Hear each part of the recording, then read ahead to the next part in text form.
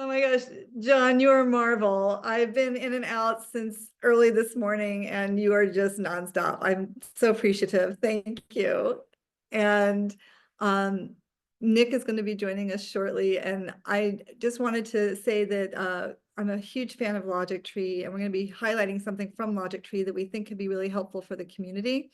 And we also want to invite you all, if you have comments or questions or want to let us know why you're in this particular conversation at the end of the day after a very long conference. We are totally wanting to know how to best serve you.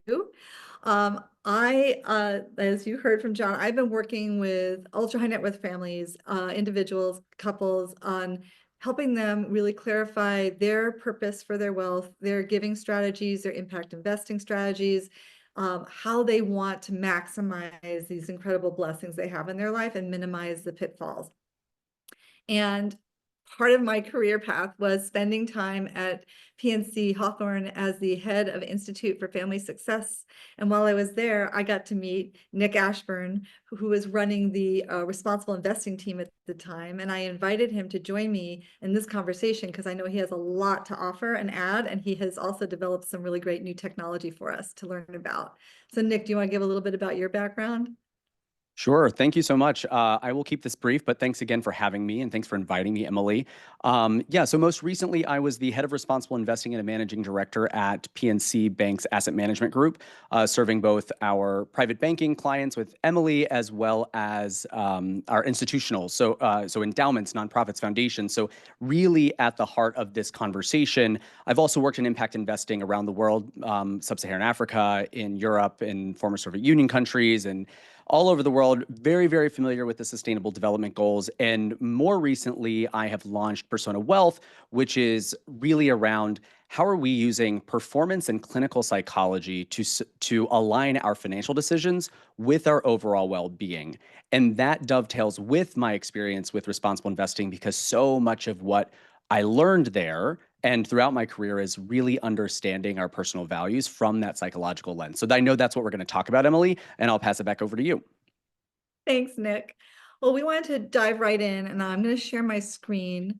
And I wanted to share, we're going to focus more on like an action-oriented approach to the Sustainable Development Goals, and also what can keep us from feeling empowered around taking action, so that we can really have, as we're finishing this unbelievable day of world logic and how to make a difference, we can actually feel like we're empowered to take action in the ways that matter to us.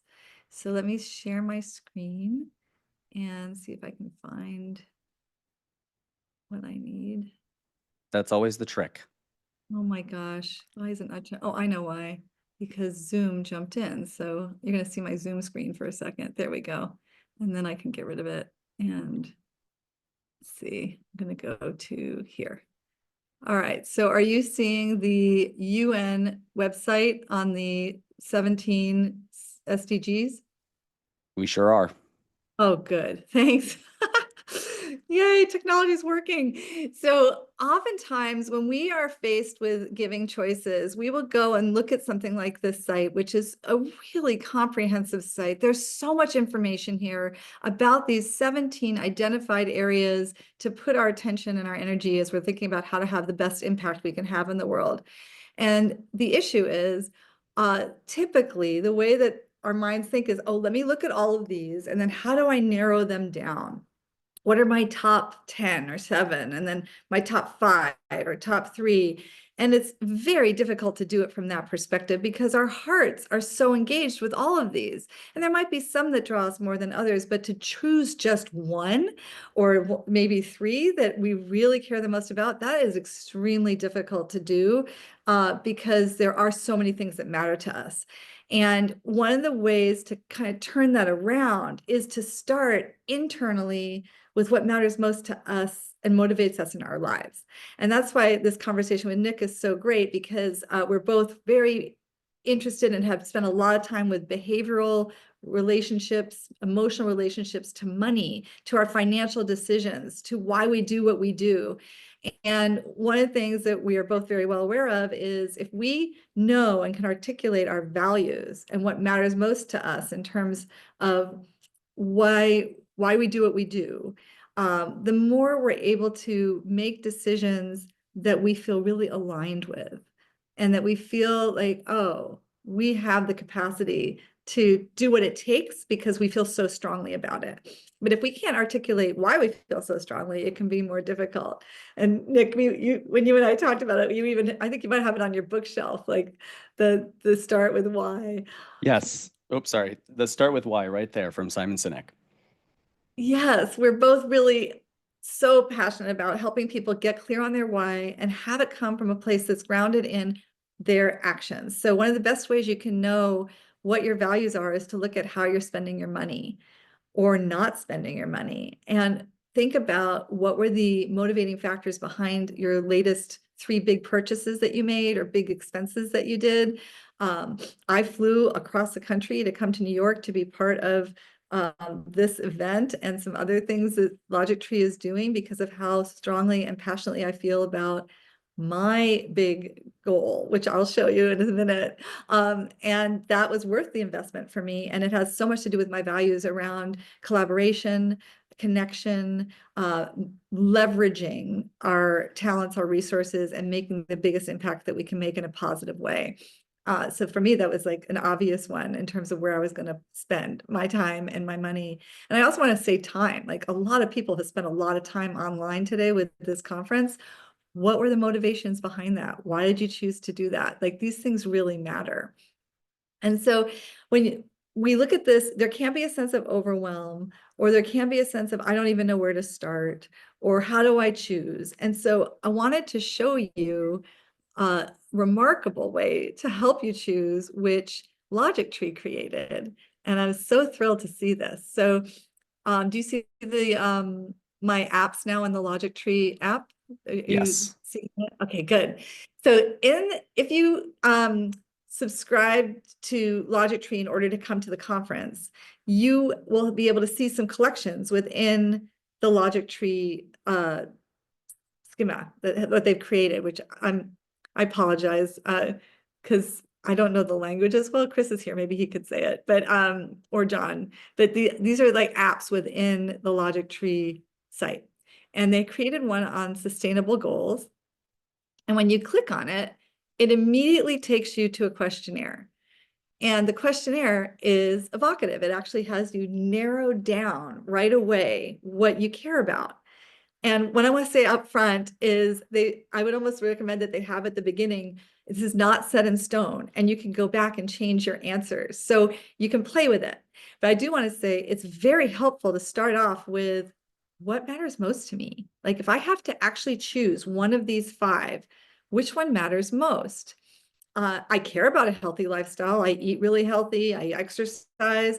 That's obviously really important to me, but eco-friendly, making sure that I'm doing my part in terms of recycling and making sure that the earth is being taken care of. That matters to me.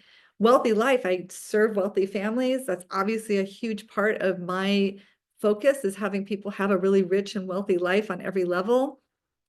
Peaceful life. I live on a horse ranch with 9 horses and a miniature pony. It's extremely peaceful and obviously a priority. But when I look at all of these, I'm going to choose life with others because I am so committed to healthy relationships and families with each other, with myself and the world. Like, that relationship and life with others really matters. So I'm going to choose that one. So I had to think through them all.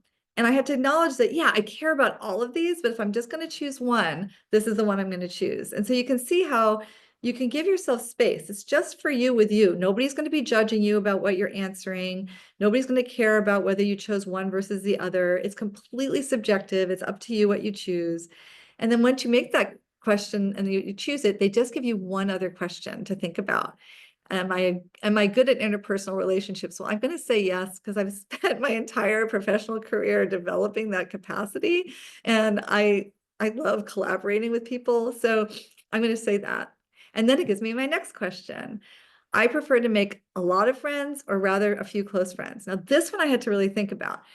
I have a few close friends that are really important to me. And in reviewing this last year, I spoke to 75 people that were new to me as I'm looking at how I can have a greater impact in the world. So I realized right now, making lots of new friends was really important to me. So then I think cooperation in human relationships is more important than rules. And that was an obvious one for me, always. Human relationships trump rules. And look what happened. I got partnerships for goals as my #1 goal. Now, I had a sense that that would show up because, like I said, I flew across the country because of my partnership with Logictry. So I really feel strongly about what they're doing to empower people. And I really am committed to this kind of relationship. But what I love about this is then they give me, wait, how do I go about achieving this goal? Like if I want to really focus on partnerships for a goal, and they give 3 different recommendations right out the gate for me to consider. And what's wonderful about this is I don't have to like them or agree with them, but it gives me a starting point.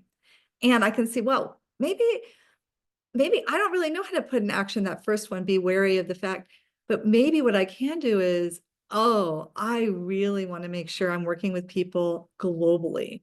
I am already making connections with people in Geneva, in Dubai, in Australia, in Ireland. And it's like, yeah, I'm having more of a global expanded view of what can happen.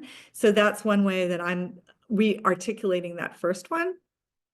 And then the other ones don't resonate with me as much as building really great collaborations and helping people, convening people that are like-minded, that are peer groups in certain ways, like next gen in these wealthy families that I serve, giving them a chance to be with each other and find out who has the same kind of interests or which goals really matter to them, and helping them collectively leverage themselves and their resources, their networks, their financial wherewithal, their time. So that's something that matters to me. So that's how I'm going to operationalize this. The other thing I want to show you is, let's say partnerships for the goals comes up and I'm like, yeah, I got that one dialed. I'm really good with that. I need to know what my next one's going to be. I can just click life with others and I go right back to the top 5 again that they give you as the option. And I can choose any of these other ones. So let's say I want to do healthy life. Well, I already went through and answered them ahead of time for the sake of time. But by answering the 5 questions with that, I got 0 hunger. And I think, oh, that helps me aim some of the donations I want to give this year. And it's helping me with my strategic planning and giving that I want to do.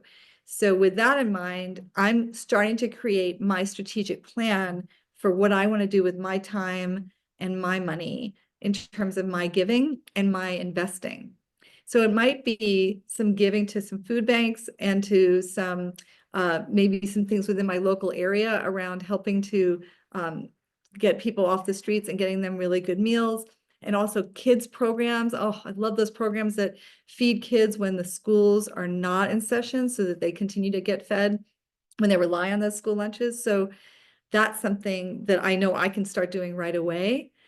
And what's great is if you do this, and let's say you decide you're going to choose your top 3, then you can start to create your clear strategic plan about what you want to have happen in your world where you want to have an impact and who you want to be serving and in what ways. And there's great questions that they give in terms of, do you want to be doing something local or do you want to be doing something globally? And with that in mind, there's a lot you can think about in terms of your strengths, your capacity, your abilities, that Nick can speak into with what he's developed. And then we'll have some time to interact with you all as well. So I want to hand it over to you, Nick, now that we're thinking about how do you develop the strategic plan and how do you have it really serve what you care about most? Sure. And thank you for that. I think what you just walked through is really aligned with best practice from sustainable goal setting and sustainable goal achievement. We know on one hand, you know, being able to start with your why and starting from a place of intrinsic, autonomous, internal value, something you inherently value, is a much better place to start than something that is, coming from a controlled or external motivational place for long-term change, for long-term habit formation, things like that. So that's one of the things when you really start with your why and your values. It's so important to do that. The second thing that I think what you just walked through does is it helps break down this very, very big task into smaller component parts very quickly to get to that strategic and action plan. But what is a little bit more of a technical concept that I just, really hone in on all the time now is something called construal level and psychological distance. And so if you're not familiar with that, there are, a few different component parts I'll walk through briefly. One is that at the high level, their construal level is around, are you a strategic and abstract thinker, or are you more of a concrete and detailed thinker? Strategic and abstract thinkers think a little bit more about the why. Like if you have a financial goal, you want to buy, buy a car. Is it around like, is my family going to be comfortable, or like what, when we take the long road trips, or is it really like the gas mileage, the safety protocols, all of those, there's different levels of strategic and abstract or concrete and detailed thinking. So strategic and abstract, concrete and detailed.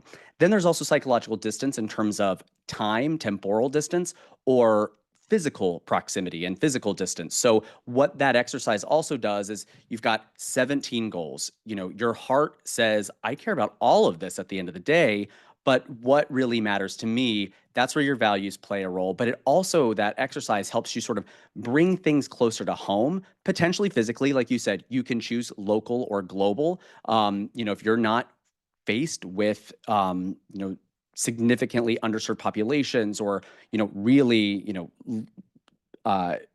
you've never been to an emerging market or a developing country, like that's a big difference when you're sitting at home thinking about this compared to, I am walking down the street and I see people struggling with homelessness, in downtown Philadelphia where I live, so like that's a very different kind of physical proximity when you're thinking about that. And so an exercise like that can bring that closer, even if you aren't physically in that location.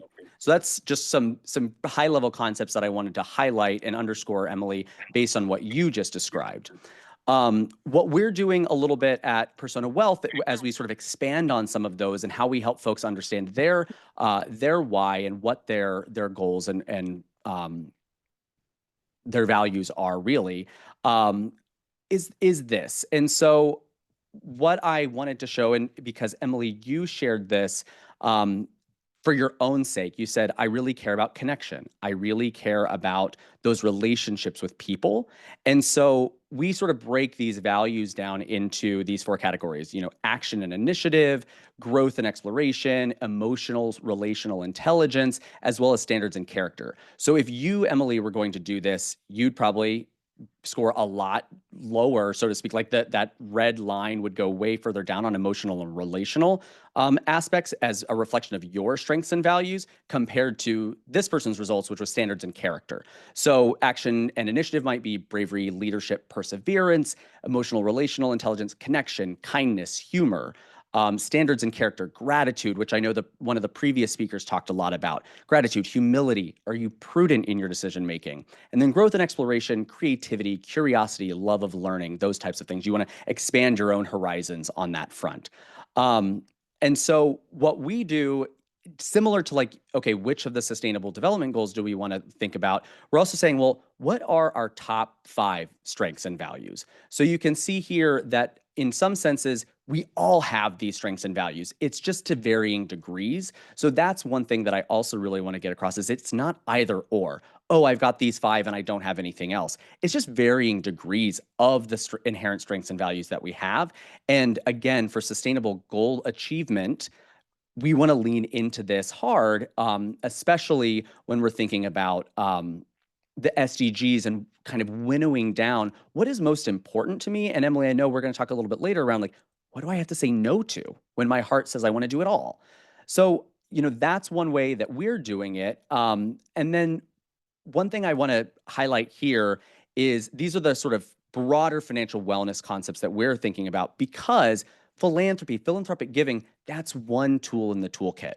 I actually have a very circuitous path to finance broadly. When I think about, I started in international development with State Department and USAID programs. I've worked in the nonprofit sector broadly before I went into finance. So when I think about tools in the toolkit, there are a number of capital. There's a number of different types of capital that you can deploy to have impact. So we really want to understand these dimensions of our relationship with money, and this is how we do it. But if I think about an archetype, and maybe the folks that are in the audience today, you might, once you take this, if you were to take this, you would see that you are the value-driven altruist. But there are two sides of that coin, depending on our relationship with money. So when we really lean into those strengths and values, it's the philanthropist. And what I mean by that, I mean, that's sort of self-explanatory, but you're aligning your financial behaviors with your personal and societal values. You're using money as a tool to positively impact those and build relationships, or you're demonstrating strong intrinsic and internal motivation. So we've already covered that piece. So that's where we want to go. But the flip side of that coin, if you are thinking about what we call financial schema, or your core attitudes and beliefs about money that likely come from your childhood, your family system. And Emily, I know when you work with families all the time, you see this sort of bubble up and surface. You may end up more on, I don't want to call it the negative side, but just a different side that is unduly and probably unconsciously influencing your relationship and your ability to have impact with the money that you want to use. So you might end up being the self-sacrificer within that broader archetype where you're overextending your financial resources to help others, or you're risking your personal well-being to do so. You might be struggling to set boundaries and may neglect long-term financial security or personal security. Or, and Emily, this is where I'll pass it back to you, you might be experiencing burnout or resentment from overcommitment, right? So we're thinking about how are we creating these boundaries in a really healthy way so that we're having maximum impact with the tools that we have, but we have to understand our relationship with money. And again, this is how we do it, but that's what we're really focused on based on all of the research that I've done. I have my master's in education and human development. So this really brings together my responsible investing and finance experience with really what I care about most and where I am more intrinsically motivated myself. Yeah, thank you for bringing that up. And I think, the understanding the motivations and what might be behind them, both positive and negative, is so important, right? Because we have some unconscious drivers within us that may be from some experiences in childhood or even with peers or work that have impacted us and our overall ability to make decisions, feel really confident in what we're doing, or feel like we have the right to do it too, right? So one of the things that I think is so great about what Nick's developed is it helps you have that self-awareness in a pretty pristine and simple way that's really easy to remember. And I loved how, there's this whole list of values, right? You saw that whole rainbow of values that are ranked when you do that process from your top 5 all the way down. And what I love about that is your values are yours. They're subjective. Nobody else can tell you whether they're right or wrong to have them, even if they might try. And one of the things that's extremely important is that you feel aligned with your values. And it's like, wait, where did these come from? And you can always think about, like, what are the memories that are attached to those? What are the places where you first saw or learned or heard something that contributed to you having that value?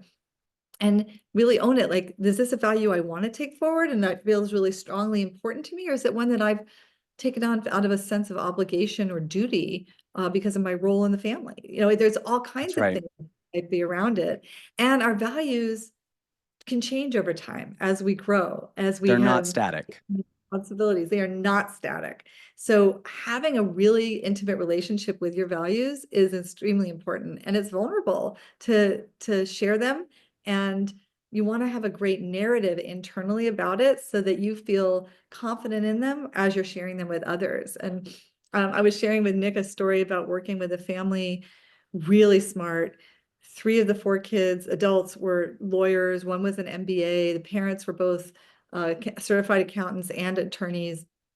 And we were talking about their family foundation and their purpose for the wealth and what that they want to do. And one of the daughters had gotten some coaching from me, and we created enough of a space in the family that she felt like, oh, I have the safety within myself to take a risk with my family, with whatever their reaction is going to be, because they tended to be pretty combative and conflict. They liked conflict. And so she came forward and she said, I want us to have in our mission statement, world peace.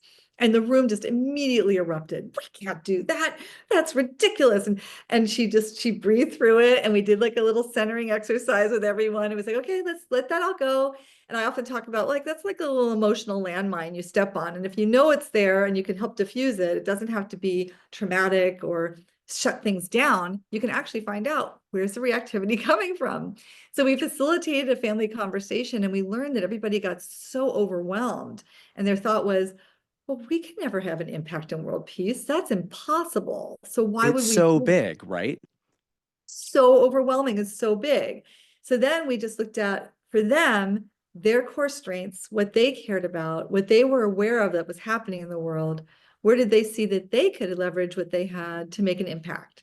And so they had a wonderful conversation where all ideas were open on the table.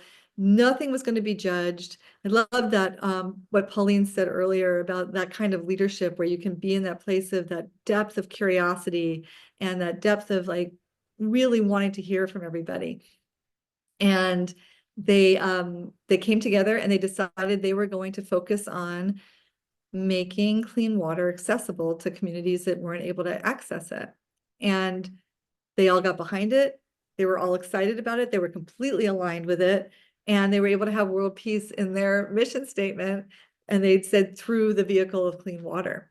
So that's just one example of how when you create a space that allows for everybody's values to be shared, you can come up with what are we all aligned with? And you need to be in a place of being aligned yourself with why you're saying what you're saying. And one of the things that when you talk about that example that comes to mind for me is, especially in a group setting, and Pauline might have also talked a little bit about this in terms of psychological safety, right? That you're creating that psychologically safe space to share those differing opinions. And what you were able to find out in that session is the person who said, I want to include world peace in the mission statement may have come from it initially to say, or it very easily could have come from a shaming perspective. Like she could have felt shame where I was like, this is too big. But she had allowed herself to be vulnerable, do that reflection, and come to the table really confident in those values and authentic and have integrity, where I think she probably gained the respect of the other folks in her family. And again, it was facilitating the rest of that conversation that's really important. But there was that element that if you're in that family dynamic, that family system, it can very easily turn from autonomous, internal, intrinsic motivation to external or controlled motivation. And that really, again, matters when you're thinking about positive change. Yeah, definitely. So we're definitely coming from an inside out perspective. And the more you can approach the kind of impact you want to have in the world from who you are internally and what matters to you, and also being willing to take that look internally about what does matter and why, and starting with your own why, it will make it so that in whatever you're doing externally and the impact you want to make, you're going to attract more people that you're going to resonate with. You're going to have a greater enjoyment in the process of it, because it's not easy, but it can be really enjoyable, especially when you're feeling so aligned and coherent with what you're up to. So that's basically what we wanted to share. And the main thing is that when you're aligned with your core values and you come from those and you're aware of why that's coming on, and for the sake of what are you doing this, it really allows you to stay motivated and in the game, especially when you have that burnout that Nick was talking about too. You don't want to stretch. Our resources are limited. Even if you are a ultra high net worth person, we only have so much that we can do or that we can influence. So you really have to, unfortunately, be selective. Yeah, I remember just crying to somebody that was a mentor of mine about the plastics in the ocean. I was just devastated about it. And he just looked at me and he said, do you realize that there's people working 24 hours around the clock to come up with solutions for that? Like that's their purpose and their mission, and they are on it. And there's children in science fairs that are looking at this. There's scientists all over the world. What's your lane? What is it that you can have an impact in? And that's something that I've really drawn on a lot, which is I can really deeply care about the world on all these different levels. But the more I know my strengths, the more I know where I feel like I can have an impact, the more I just feel more peaceful within me and not so devastated by what's happening in the world. It can actually give you more agency. Yes, definitely. Wow, and that is our presentation. If somebody wants to put something in the chat or raise their hand, if you have something you'd like to say or ask a question about, so happy you all stayed. This has been such an amazing day.